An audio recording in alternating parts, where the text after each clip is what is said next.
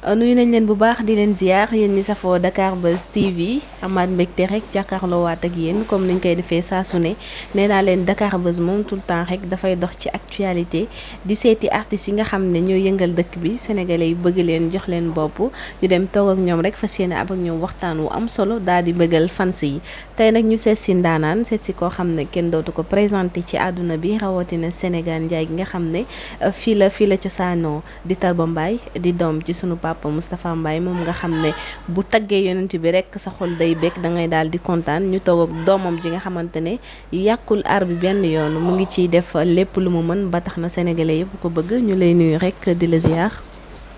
waaw salaamaaleykum Fatima maa ngi lay fay di nuyu internet Dakar Buzz yi toog di ñu seetaan yëpp di nuyu xarit soppe mbokk ak am di jàmm di profito ci occasion bi di déwénati sénégalais yi ak fépp sunu xarit wala sunu mbokk wala sunu fan sa nekk rek ci àdduna bi yëpp ñu ngi lay déwénati ci tabaski bi ñu jógee di la baalu ak te di la baal di ñaan yàlla ba lu ñu jéggal ñu teewe ko ay déwén yu bëri yàlla def jàmm ci réew mi def ko ci àdduna bi parce que ñun sénégalais bu ñu ñaan jàmm lañ koy ñaan ci àdduna bi yëpp ndax fépp foo dem partout dans le monde am nay sénégalais kon boog jàmm àdduna bi mooy sunu jàmm yàlla ñëpp am jàmm am ay xéewal yàlla suturaal ñu ku nekk li nga bëgg rek sa biir xol yow yaa ko xam yàlla la ko sunu borom defal maa ngi ñaanal ñëpp di baalu àq ñëpp tey baalu àq ñëpp kàddu yi rafet na comme que da nga dugg ci tabaski te tabaski bi neexoo gis bëggoon nañ la ko fu nekk rek mais gisuñu la nan nga dundee tabaski bi. mais tabaski bi yéen a ma seet siwul parce que maa ngi ci kër gi tabaski bi dund nañ ko comme nuñ koy dundee chaque fois. Avec la famille ñu julli rendi gàtt yi.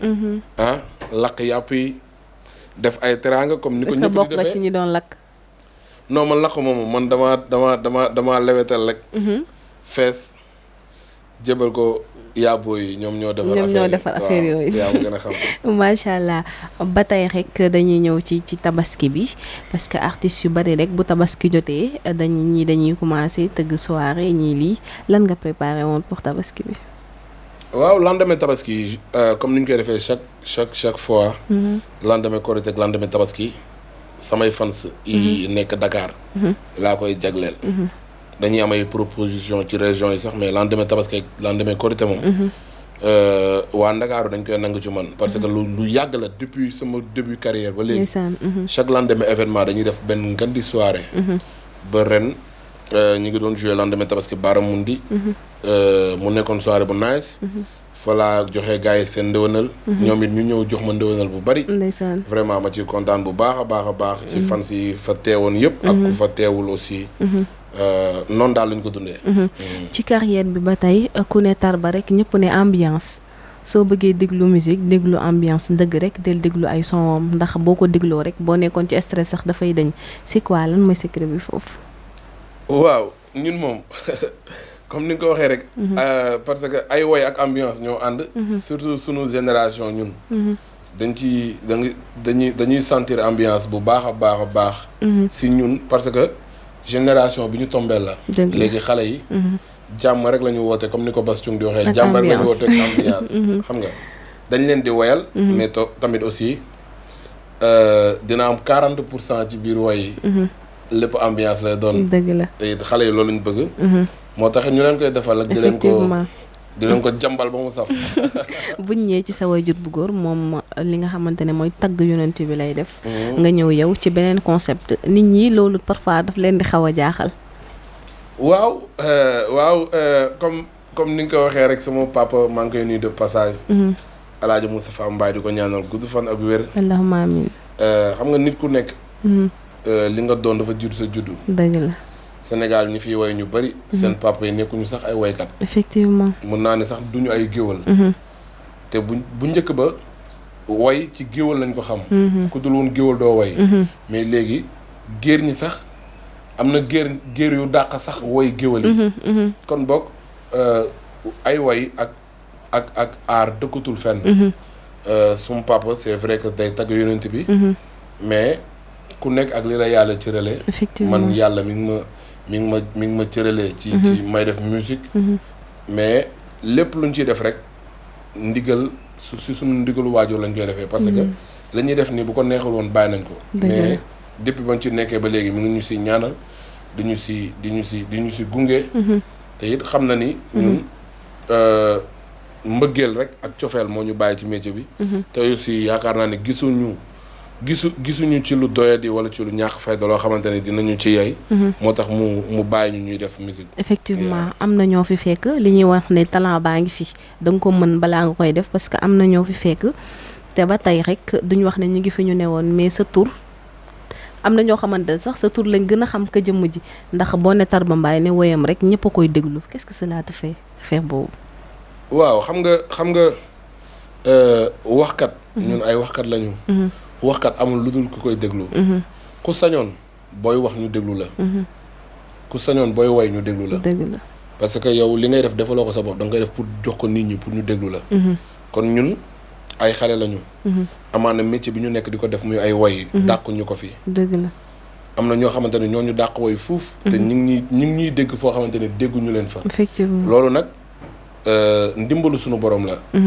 du suñu njàmbaar yàlla moo ciy teg loxo rek lu ñu def yàlla jël ko def ko ci xolu doomu aadama yi ñu ci sant yàlla bu baax a baax ñun loolu mooy suñu fierté ñu woy génne dara jox ko sénégalais ñu apprécier ko déglu ko te loolu yàlla mi ñu koy defal lu ñu génne suñu borom teg ci loxo bu ku ko déglu bëgg ko dëgg la ñu ciy kontaan inspiration bi kan moo lay inspiré ak bind beeg écriture yooyu yow sax mën nga maa inspiré ci li ñuy waxtaan nii parce que woy waxtaan bu ñu suukar la man li may waxtaanee laay woy li may dund laay woy li may gis laay woy man moom ay woy dafa naturel ci man man sax mën naa ne woy boo ma ko bindalee sax pour ma woy ko wala pour ma këru ko wala pour ma jàng ko ba maîtriser ko day nekk problème ci man man damay woy rek man su ma demee ba jug pour woy man su ma demee ba jug pour woy rek damay woy ndeysaan lu naturel la lu yomb la macha allah. boo doon wër sa idole fii comme sa papa sax mooy sa idole mën nañ cee wax. mais ci wàllu mbalax ak yooyu sa idole fii Sénégal koo xam ne da ngay déglu woyam di ci gis sa bopp. waaw xam nga comme ni nga ko waxee ñun suñu papa. doy nañu idole. doy nañu référence. parce que man sama papa ñi daaxaway ci Sénégal ñi nga xam ni. dañ leen a signé ni que ni ñii ñoo dàqaway ci Sénégal. sama papa la ñuy way. dëgg la sama papa la ñuy déglu. samay wayu papa la ñuy way. samay harmonie papa la ñuy way. ñi nga xam ne ñoo dàqaway ci réew mi. dëgg loolu ñëpp dañ ko nangul. kon tey ñun ci ay way bu ñu ciy ut idole wala référence. du ñu jéggi suñu papa. parce que métier bu ñu naan way da ko mën lool. man sama papa dafa may daaneel ci ay way. ndeysaan mooy sama idole mooy sama référence. ndeysaan te idole ci mbir mooy. ku ci nekk ki nga xam ni da cee nekk di ko rafetal. di ko jëmale kanam. man ñi ma bokkal génération sax samay idole lañu. képp ku ci nekk ci yoon bu nga xam ni yoon bu logique la. di ko teg ci yoon. référence nga pour man idole nga pour man. pour man loolu mooy idole. koo xamante ni métier bi ngeen yéen a bokk métier. mu koy rafetal. di ci liggéey bu am solo. kooku sa référence la pour man. effectivement sa relation ak yeneen artistes yi. waaw suma relation ak yeneen artistes yi mooy jàmm ak salaam. ñi ma ci mag su may mag lañ ma jox leen ciru mag. ñi nga xam ne man maa leen mag ma jox leen ciru rak. sama jigéen yi. ñi ma bokkal génération ñëpp samay frère lañ. man awma ak benn artiste problème. ndeysaan parce que c'est nous dans nous. maa ngi leen di baalu àq. ci tabaski bi. artistes yëpp. di leen siyaar bu baax a baax di leen ñaanal ñoom ñëpp jàmm. ku ci nekk li nga bëgg ci sa carrière. yàlla dëgëral la kàttanal la ba nga am ci lu kawe sa njort ci barke yonent bi. boo ñu ñëwatee ci sa diggante ak sa wayjur bu jigéen ndaxte gis nañ ni ku ko jege nga lool. man sama yaay sama xarit la. ndeysaan waaw man maay caatam nag. mooy loolu. man maay caatu meer bi. moo tax sama yaay la sama xarit la. ndeysaan maay caatam ba pare maay sëriñam. parce que man ku tedd ke lañ ma tuddee. te moom taalibe la sëñ Tuubaa rek la yaakaar. ndeysaan waaw moo tax it sama lëngu la sama keus la. sa gaañ la. waaw sama xarit la de. yaa gisoo léegi ma koy woo naa ko mais meer man du ma lekk dama daa de.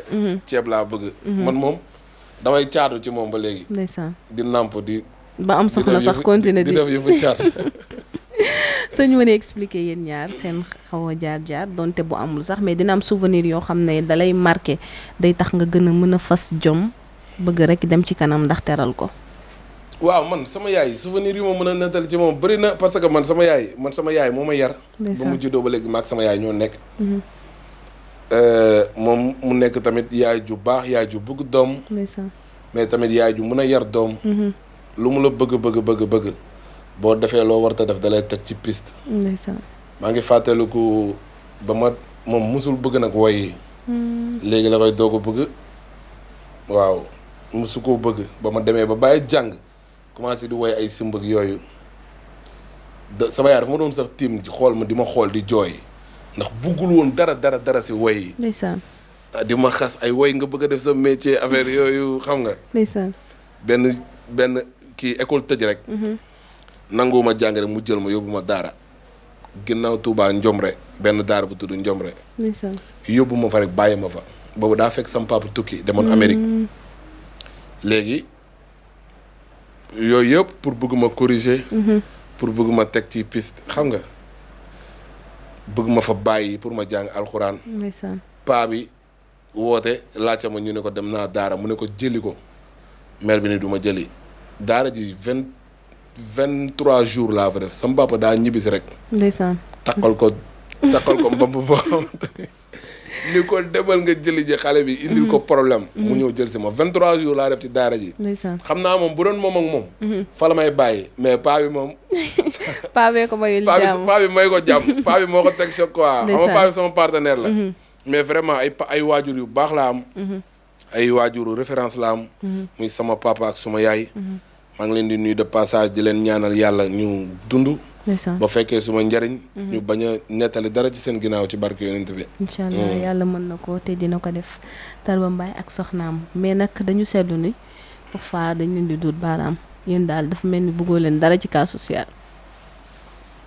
comment bëggoo leen dara ci cas social mooy lan. képp ku ciy takk rek day xool koo xamante ne dundul fii wala da ngeen di daw coow moo tax. non mais man sama jabar fii la dëkk. sénégalaise la Sénégal la dëkk. c'est vrai que américaine la foofu la juddoo mais famille ñi ngi fii la dëkk fa lay liggéeyee waaw fa la dëkk fa la nekk. mais temps bi muy def foofu lay def Sénégal day ñëw Sénégal def fi 6-7 mois. dem def fa 6-7 mois. kon fii la dëkk. lu tax nga choisir loolu ak yéen ñaar foo leen xamante ndax da ngeen yàggoon di génn bi mu nekkee fii. non xam nga mbëggeel moom maa ngi dégg nga naan li tax bëggu leen cas social ak yooyu xam nga mbëggeel du ci cas social ak am. effectivement. parce que ñun ay gentleman lañu ay góor yàlla lañ. ñun képp ku ñu yàlla boole nga nekk jigéen nekk soxna ñun ñoo lay yor ak loo mën a am ñoo lay wodd ñoo lay dundal ñoo lay yor. parce que ñun ñaanuñu yàlla jigéen yor ñu. ñun ku ñu nekkal loo mën a am ci àdduna nga nekk ci sunu soxna. ñoo lay wodd ñoo lay dundal ñoo lay yor. parce que tamit loolu la yàlla digal góor ci jigéen. suma soxna c'est vrai que nekkul Sénégal. mais du ku nekkul Sénégal rek tu es riche. ku nekkul Sénégal da ngaa bëri xaalis. nit ñi loolu la ñuy. loolu la ñuy réere mbir tamit. ba tax na dañ naan artistes yu bari duñ takk ku nekk Sénégal étranger dañuy foog ni xaalis a tax wala intérêt mais tamit saa yi ñun ay gentleman lañ ñun nekk ñu foofu.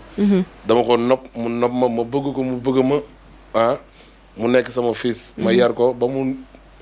yàgg ngeen ba mu ni yaa ma gën a xam ma laaj ko soxna xam nga. ma koy ñaanal yàlla defal ko jàmm di ko nuyu de passage moom ñibbi na. ñëwoon na tabaski maa ngi koy nuyu non avant tabaski la dellu. maa ngi koy nuyu bu baax di ko wax ni namu naa ko. gaaw ñëwaat. parfois xale yi est-ce que duñ la topp muy fiir ak yooyu ndax mënut a ñàkk. non man moom sama jabar moom fiirul moom. su fiiree sax du ko arrangé. non fiirul moom borom baax la ndax xam na ni man nekkuma ci lu dëng xam na ni man moom kase la. xam na ni puusuma paasuma ci sit nga nekk de. non moom xam na loolu moo tax fiirul. bëggoo jël ay deuxième femme ak yooyu. dans la ñun mun nañ jël ba ñeenti femme. parce que ay góor lañ ba pare ay jullit lañu. ba pare tamit nekk ay bayfaal. effectivement. mun nañ am ba ñeenti soxna parce que soxna yi pour ñun la dañ leen war a takk. bu fi xéewal gi nekkee ak kàttan gi ak mën-mën bi. dañ koy def loolu yàqul dara. madame mu lay dégg de moom bañu loolu ragalul loolu kooku tamit kooku. ragalul loolu maa ngi moom xamante ne. est-ce que nekk bi mu nekk ak yow nga nekk artiste parfois seen milieu bi mooy loolu mais est-ce qu'elle est compréhensive dina toog di la conseiller. non di moom la amul delloo si waat. problème moom amul benn problème moom ci côté boobu. parce que xam na ma. xam na ni man moom laa bëgg. moom laa choisir moom laa nekkal. ndeysaan. moom li contrôlé wul yu bari bari. parce que tamit loolu moom moo koy noppal. parce que bu jëmee chercher de midi à 14 heures rek day sonal boppam. ndax ñun du ñu teel a tëdd dañuy génn. dañuy waxtaan ak xale yu jigéen yi parce que xale yu jigéen yi ñooy ñëw ci suñu soirée. xale yu jigéen yi ñooy suñuy fans ñooy suñuy xarit. loolu boo ko teelee comprendre da ngay noppalu ko mais boo fi nekkee di jéem a jaay fii rek. ku ñu wax ku la woo 2 heures du matin nga ni ko ku lay woo di indi ay problème sa sëy du neex. booy sëy artiste moom. yow xamal ni yow na la teg sa place. lépp lu war sa diggante ak moom mu matal ko. te nga bàyyi ko ak boppam. fu mu mën a dem tamit lu mu guddi ci sa wet lay fanaan. effectivement loolu moo am solo. seen milieu bi seen métier bi day bari coow. bari ay concurrent parce que sax ci la bokk. métier bu amul concurrent defe naan ñi nekk fii duñ bëgg a nekk ci kanam. il faut que mucc am ci mais parfois day salte waxante yu bon yi waxante yu ñaaw yi est-ce que du loolu da ngay dund loolu. waxante lu bon waxante lu ñaaw est-ce que damay dund loolu comment. ku xamal sa morom dara génnee ko nan ngay jàngatee loolu boo gisee ñaari artistes di clashante ci réseau yi kenn ku nekk di yuppi sa vie wu morom yow loolu lan la lay def en tant que artiste. waaw xam nga même bu dul milieu artistique. jullit ak moromam dañoo war a suturalante. dëgg la dañoo war a muñalante. même bu dul ay artistes même boo leen nekkul artiste. nekkoo leen ci milieu showbiz wala dara. nit day suturaal moroomu jullitam. jullit day muñal moroomu jullitam. jullit day aar moroomu jullitam. parce que àdduna amul solo. loolu c'est valable pour tout le monde. nga nekk artiste ak nga bañ a nekk artiste. dëgg la nañu suturalante. nañu bëggante nañ jàppante. te bañ di xool ci nit lu ñaaw. nit ki boo gisee ci moom lu ñaaw. bu dee li nga gis ci moom lu ñaaw ñett la. xoolal ci. nga gis ci moom benn bu rafet. jëlal benn bu rafet bi nga teg ko ci lu ñaaw li. parce que nit matul. te àdduna amul solo. di ko dénk suma bopp di ko dénk képp kuy jullit wala képp kuy doomu aadama. mooy ñu muñalante. ñu suturalante. gis nga concurrence pour man. warul nekk ci sunu biir. parce que gis nga waykat yi dañoo bari. dëgg la te kenn mënul tere sa morom way. way yi fii lañ ko fekk te fii lañ koy bàyyi. ñun suñu génération ñoo gën a tële ay way ci àdduna. ñu dàq way fuufa fi ne. ñi am na ñoo xamante ne way nañ lépp ba dem. ñun lépp lu ñu way rek am na ñu ko way ba lem seeni bagage. wuy ji suñu borom. kon ñun dañoo ñëw. suñu yàlla def. ni doo sax yàgg ci milieu bi. da ngay def benn 3 ans 4 ans ñu xam la partout dans le monde. nga am ay fans partout di tukki partout. di jouer partout loolu sant yàlla la. ndax ñu jiitu woon amuñu loolu. dëgg la kon concurrence bi du suñu biir. ndax ñun ñëpp kenn mënul tere sa morom way. te ku ne am nga loo xamante ni sa morom amu ko. dëgg la ku ne am nga say style. ku ne am nga sa façon wayin boo xamante ni. neex na say fans. kon boog pour man sunu concurrence ñun ak ñeneen la. ñun ak ñeneen la. parce que musique sénégalaise moo gën a tardé ci Afrique. billaay. boo xoolee artistes nigériens yi. ivoiriens yi. fu ne la ñuy déglu seen musique partout dans le monde. mais mbalax bi Sénégal rek la yam. te loolu yëpp li ko indi mooy concurrence bi suñu biir mën naa ñàkk pour man. da ngay gis ay artistes sax yoo xamante ne ñu ngi France mais da ngay gis dañuy booloo parfois bokk benn wëy loolu day neex da nga koy yéene sénégalais yi. mais loolu mooy yoon mais parfois doo ko gis. day gis ne suude bi ñu waroon suude dafa des. loolu mooy yoon parce que li ma la wax léegi rek nit moom mu xool asamaan jarul buuxante. dëgg la te woykat yi nekk ci dëkk bi kenn mënu leen a tere woy. dëgg la da ngay woy ñuy woy. bu la neexee dàq woyal ba naaw mais kenn mënu leen a tere woy. dëgg la moom. gars yi dañoo am fit. bu Youssou Ndour bu taxawee sax woy bu ñu ci wetam la ñuy taxaw siif ko. kenn mënu leen a tere woy. ñëpp dañuy woy. yow woyal say woy. fexe ba sa gaal di tëmb si kaw fexe ba ngay lijjanti sa bopp. ngay fexe yow fexeel ba bay baax. daal fexeel bay lijjanti sa bopp te keneen ku bëgg a way nga bokk mu way. te kenn mënul tere kenn way. na ñëpp way micro yaa ngi fi dara cherul na ñëpp way. ñii jaar nii ñii jaar ne. dëgg la loolu mën na ñàkk. est-ce que Tarba mës na dund trahison ci métier bi mu nekk nga wóolu nit boole ko ci sa bopp ci métier bi nga nekk mu trahir la wala mu def la lu la metti. waaw loolu mënul ñàkk mais man même su ma ko dundee du ma gaañ. parce que man lu ma déranger lu may gaañ au fond du cœur yombul. parce que ñun Serigne Touba rek lañ gëm moom la ñu yaakaar. te it dafa fees suñu xol fees suñu bët. ba lu ñu am dañ koy sante ku tedd ki waaye lu ñu ñàkk it. du doon lu ñuy déranger wala lu ñuy gaañ moo tax yooyu bu amee. dina am nii rek mais du doon loo xamante ni. dina la bett mais du la mën. waaw dinañu bett. mais du ñu mën. bu amee tamit anyway dañuy tourner la page nekk ci leneen. parce que ñun amuñu jot ay xale lañu. dëgg la. Tarba saay su tëggee soirée wala dara rek ku ñu gis ni Wally Seck day def la tout ba dem taxaw ci ñëpp ñu ne da koo jege lool ba tax na tëggoon nga fi soirée mais dafa jóge directement aéroport rek ñëw daal di lay wuyu si ban relation nga am ak moom ndax nit ku ñu yëgul duñ ko defal loolu. waaw Wally maa ngi koy nuyu de passage di ko siyaar ci tabaski bi di ko déwénati. comme ni nga ko waxee rek lépp lu ma xewle bu ko yëgee di ñëw na ci. mu nekk lu ma neex. nekk lu neex sumay fans. nekk lu neex sénégalais yëpp. relation bi ma am ak moom mooy relation mag ak rak. ba pare ñu nekk ay mbokk. sama jour mariage rek ba mu fi ñëwee. sama ñoom yaay. xam nga ñoom ñoo gën a xam mbokk yi. ndeysaan. waxtaan nañoo ak moom ba wax ko li mu bokk ak man te yaakaar naa ni loolu rek moo war ci sunu diggante. dëgg la. muy demlante ak dikkalante. parce que ay nit bu ñu nekkee ay nawle bokk métier bu ñuy def. parce que ku yokkul rek yaa wàññi. te moom yàqul dara. lépp lu ma ko woo day dagg lépp lu muy def ñëw wuy si ma. mu nekk lu ma neex. nekk lu neex sumay mbokk. nekk lu neex samay xarit. nekk lu neex sénégalais yëpp. musuma ko yëgal bis. boo xamante ni ñor na ma moo woo ko yëgal ko ñëwul. ci lépp lu ma ko woo day bàyyi lépp lu mu jàpp teew. ñëw indi fa ay teraanga yu dul jeex. chaîne bi ma takk nii ñëpp dañ ma koy laaj. dafa ñëw sama soirée de gala. way ba pare tekki ko ci baatam takkal ma ko te yaakaar naa ni koo amul considération ci moom. doo ko defal loolu. maa ngi koy nuyu de passage.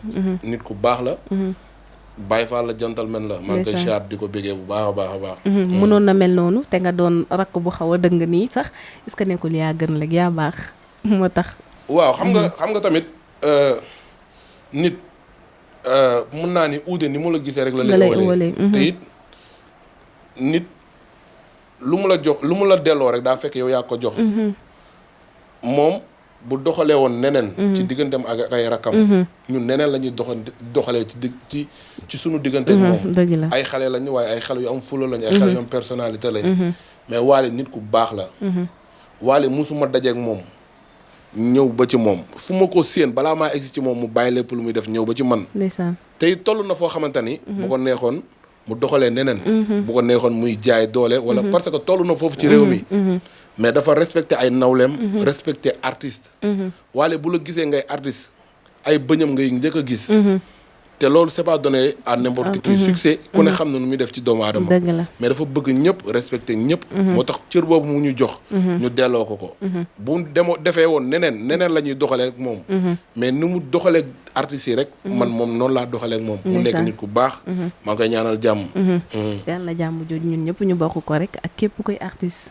képp kuy sénégalais ñuy coow am ci art bi te nit ñi duñ ko rafetlu muy diggante Omaro ak Sidi Diop mu nekk loo xamante ne sénégalais yi naqarlu lañ ko lool ndax ñoom ñaar foo gisoon kee rek gis ka ca des ci wetam bu loolu amee di métti sénégalais yi en tant que artiste ban jàngat nga am ci loolu. waaw man loolu nag awma ci jàngat awma ci aussi point de vue parce que mun naa ni ça concerné wu ma. te man lu sama yoon nekkul duma ci bëgg a dugg. waaw loolu moom. mais artiste nga porteur de voix nga. parfois yu lëj yooyu day am ci biir mais bu amee day neex yéen ngeen ciy wax ndax boo leen waxee seeni moroomu artiste dañ leen di déglu parce que nit ñëpp ñu ngi ciy wax donc rafet na nga lancer ci message même bu fekkee sax du pour jubóole leen wala pour jaxase leen mais da ngay def rek pour rafetal ndax ñeneen ñi nekk seen ginnaaw mën a dégg loolu ndax coow li dafa bari. waaw loolu comme li ma la wax léegi rek loo amul point de vue amoo ci yàq amoo ci defar amuma lenn lu ma ciy wax. parce que awma sax xamuma sax lan laa ci war a wax te man ci lu ma xamul ak lu ma maîtriser wul du ma ci wax. loolu moom mënu ma cee wax lu toll ni tarfatul ay ni mais Tarba woyoon nga fi woy boo xamante ne nit ñi dañ doon wax ne da nga doon classe yi di jóg. gis nga détail yooyu bu ci sax dëggu man nekkuma foofu man xam fan laa nekk. mais il faut nga ñëwaatal ñu foofu da nga may déglu. bu sax insister ci affaire boobu noonu. ci affaire ay yeneen artistes ak di tudd ay détails.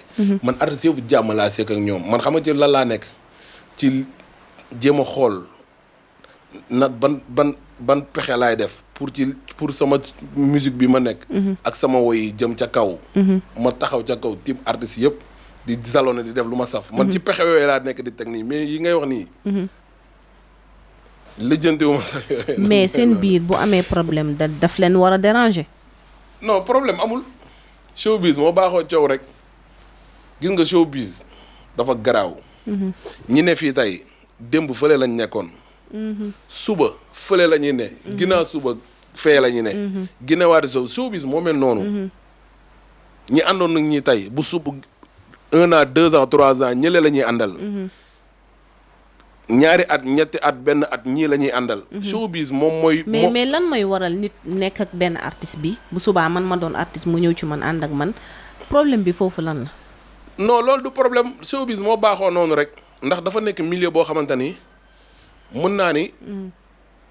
du lu yàlla du alxuraan du diine. yëfu seytaane la. yëfu guddi la yëfu business la. da ngay tëgg soirée ku ne ñëw ak jikkoom. ma sàmba ñëw jóge fële ma demba ñëw jóge fële xale jigéen ñëw jóge fee. bu soirée bi jeexee lendemain bi kii wax lii kii wax lee kii wax la li kii wax la li xam nga loolu. fu muy nekk fréquemment pour ay réeroo ak ay lëndëm am fa dafay yomb. showbiz moo demee noonu. yëfu seytaane la. pour ay jaxaseek ay affaire yooyu am loolu mënu cee ñaaka par force da cee am. moo tax noonu nga koy comprendre nag. lu ñëw nga gérer ko noonu. méttiwul nice. ak Omaro ay xarit ngeen. man xaritu ñëpp laa. Omaro non mais Omaro sa gaañ la. Omaro bi may xamante ak moom yàgg na trop boobu duggaguma sax ci musique. man du sama xarit mais suma frère la. parce que xarit mooy ki ngay jëflanteel. di ànd ak moom di nekk ak moom mu xamal la nga xamal ko. maak Omaro jàmm lañ sekk ak teraanga. mu nekk ci showbiz bi di ci bay waaram. man ñu bokk milieu bi. sekk jàmm sekk teraanga mu nekk mu yéene ma ko man ma yéene ko ko. mais du sama xarit parce que xarit mooy. ku la xamal ngeen di jëflante di demante mais ki nga sekkal lu bari bari maa moom sekk nañ teraanga sekk nañ jàmm. sekk nañ salaam. xam nga mais du sama xarit. mais nit ku baax la parce que maa moom yàgg nañ xamante. yàgg nañ xamante. mu yàgg xamante ak sam papa bëgg sam papa. yàgg sekk ak moom teraanga nekk gentleman nekk gentle brother nekk ku baax di liggéey bu rafet. loolu rek laa xam ci moom. mais ba tey rek man moom xam nga askan wi laa fi nekk. ñoom ñooy wax ñuy jottali. dañ ne Tarba est-ce que nekkul lii yëpp dakaa gisoon. comment. moo taxoon mu génnee woyum moo taxoon somom boobu mu ci doon jéem a classe diw. du ma tudd tur dama lay wax nii dama bëgg. loo gisoon la wala da nga xamoon jikkoom. affaire yi ngay wax nii. bu ñu ci sax taxaw di ci insister nañ jàll ci leneen parce que suñ ci insister rek day mel ni amaana suñu waxtaan sax loolu moo ko waral. te loolu waralu ko. bëgguma sax ñu nekk di ci wax. di ci yàgg ak affaire yooyu noonu. mais dafay baax parfois yéen ngeen di leeral parce que seen biir la. yéen a bokk non amul suñu biir nit ku nekk da nga nekk ci sa côté di liggéey di bay sa waar. artistes yëpp ku ci nekk yaa ngi ci sa rukk di liggéey. muy man muy samay moroom. kon yaakaar naa ni ñun man li ñu war a waxtaan ci man bëri na. mais bu ñu nekkee ci focus ci loolu rek day mel ni loolu moo nekk sunu. te moo nekk waaw te loolu taxul ma accordé la ITV bi ñuy waxtaan. bu doon loolu la kese man yaakaar naa ne mooy loolu parce que man moom nekkuma foofu quoi. sànq nee nga da ngeen war a suturante seen biir même bu fekkee nekkul ci milieu bi sutura dafa baax ci ñaari jullit est-ce que tey communication bi Omaro def génn publiquement wax ko ñëpp jot ci problème bi est-ce que noonu la waroon demee. yow li ma la wax léegi xanaa déggoo ko nee naa la loolu aw ma ci point de vue aw ma ci xalaat aw ma ci yàq aw ma ci defar aw ma lu ma ci wax parce que concerné wu ma sama yoon nekku ci ba naan lii nañ ko waroon waxee wala nii lañ ko waroon defee. yaa may dégg. man du ma wax dara ba nit naan ma nii nga ko waroon waxee koo xamante ne seekuma ko ak yow. kon man nit du wax dara ba ma naan la nii la ko war a waxee wala waroo ko waxee noonu. loolu sama yoon nekku ci du ma ci wax mais yow tey boo nekkoon ci place am di nga génn wax ko publiquement. nekkuma nag ci place am man maa ngi ci sama place. déggoo ma de bàyyil wax yooyu nga wax leneen man ñëwuma fi pour wax exemple laa la jox tey boo nekkoon ci place am yow tey boo amoon ak Malick problème. waaw da ngay génn publiquement man mi nga xam ne yëguma ko woon man du ma wax si nit du ma wax si problème mu nit naturellement man bokk du ma wax si problème mu nit man sama bopp kese daf ma doy misaal li ngay wax ni du ma ci wax te loolu taxuñoo jóg léegi ñu ñëw ci projet yi tax ba lan mooy ay projet am ak fan lañ la mën a xaar fu son yi toll. man moom projet yi moom maa ngi ci kawam. ndax man awma beneen métier bu dul way. du ma wax nag samay projet ñu may kar wala di ko sàcc. lan mooy sàcc say projet. déglu ma rek samay projet man du ma ko wax man da ngay jékki-jékki rek gis ay affiche ak ay vidéo di daw man sama lépp noonu la man damay togg li may togg ba mu ñor. jékki-jékki xëpp ko ci askan bi. ñu waajal ko bu dee lu ñu war a déglu la ñu déglu ko bu dee lu ñu war a seetaan ñu seetaan ko la. am naa ay projets yoo xamante ni projets yi dul jeex la. te c'est pour bientôt mais bu jotee rek pour ñu xam ko dinañ ci communiquer mais du ma wax ni lii mooy samay projet lii laa war a def ak lii ak lii ak. artiste non mais album wala son ñu xaar benn son boo xamante ne moom nga ñu bëgg lay fan yi. waaw non blague à part nag. ñu ngi ci ay projets yoo xamante ni projet album la. parce que man am naa plus de 20 morceaux ci studio yi studio bu nekk am naa fa projet. parce que man temps bu ma am joué wu ma ko wala dew aw ma ci spectacle. studio laa koy dem. di enregistrer ay morceaux. ñu ngi préparer benn album. incha allah bëgg nañ ko génne bu ñu gàmmoo ba pare. parce que am na événement bu mag bu ñuy préparer décembre. bu soobee yàlla te incha allah ñu ngi préparer benn tournée européenne. du ma communiquer nag ci mois bi. mais ñu ngi préparer benn tournée européenne. pour bientôt. décembre aussi ñu ngi préparer benn événement bu mag biir Ndakaaru.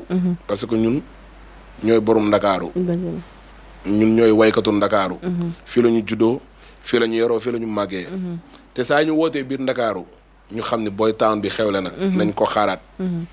dinaa leen woo ci bis bu mag biir Ndakaaru incha allah. incha allah. nañ ko xaar pour bientôt. kon surprise yaa ngi noonu lépp rek dinañ ko xaar ci biir Ndakaaru. album bi moom sans plus tarder après gàmmu nga ñu jox. album bi incha allah ñi ngi ko bëgg a génn après gàmmu. ñi ngi ciy liggéey.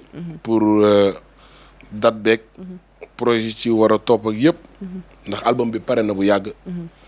incha allah bu ñu gàmmoo ba pare. dinañ ko jox sénégalais yi. tey bu beneen woykat bëggoon ngeen def featuring yéen ñaar est-ce que di nga ko yombalal. non bu baax a baax loolu amul benn problème. parce que tamit niñ koy soxlawee ci ñun noonu lañ koy soxlawee ci ñoom. dëgg la c'est nous dans nous. te featuring yooyu mënul ñàkk. day neex.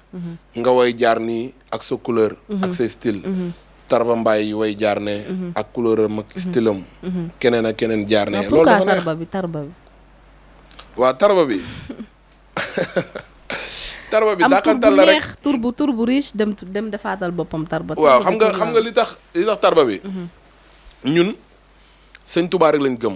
sëñ Tuubaa rek lañu wóolu sëñ Tuubaa rek lañ yaakaar. àdduna ak alaaxira. te it wormaal sunu tur mooy wormaal turu ku tedd gi.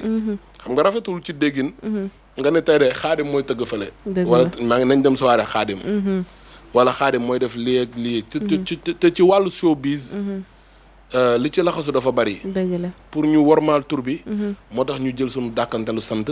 def ko sunu nom d'artiste. ñu koy woowee muy Tarba Mbaye. mais man Cheikh Ahmadou Bamba Xaadim Rasul lañ ma tuddee. ndeysaan. Xaadim Mbaye laa tudd.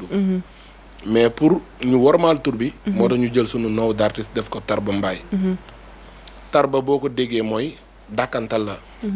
noo sant. Ndiaye. mi ngi mel ni nga ni Njaay Jaata. d'accord. ñun sunu dàkkantalu sant mooy Mbaye Tarba. moo tax ñu jël sunu dàkkantalu sant def ko sunu nom d'artiste. pour warmaal ko turu ko tedd ki. kon neex na. lan ngay bëggalee soppee fans yi xam ne dañ laa nam na mouvoir bi.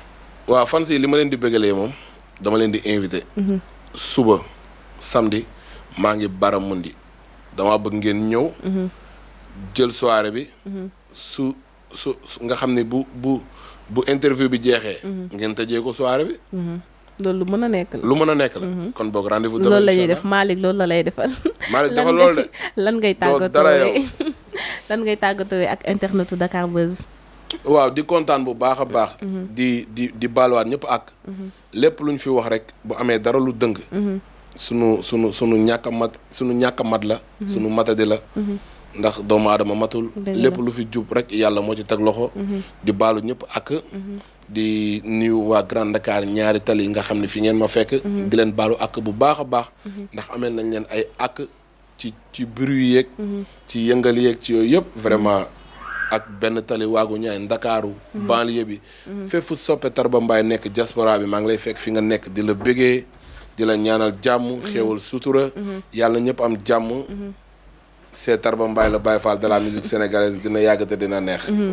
merci beaucoup ami internet Dakar Buzz TV lii lañ leen indiloon tey toog ak Tarba Mbaye rek am ak moom waxtaan wu am solo macha allah plaisir la woon toog ak moom waxtaan ak moom ndax nit ko oyof la may jaajëfal Malick nga xam ne moo nekkoon ci caméra bi di sama papa maa ngi koy jaajëfal bu baax a baax di ko ñaanal gudd fan moom tamit ci tabaski bi di leen gërëm yéen tamit di leen ziyaar ndax amuñu seen fay fu ñu leen yóbbu rek ngeen dem fa lépp luñ leen indil ngeen apprécier nii lay demee saa su ne di leen jox dig daje ba beneen yoon incha allah ci beneen diwaan ak beneen daanaan bye bye au revoir.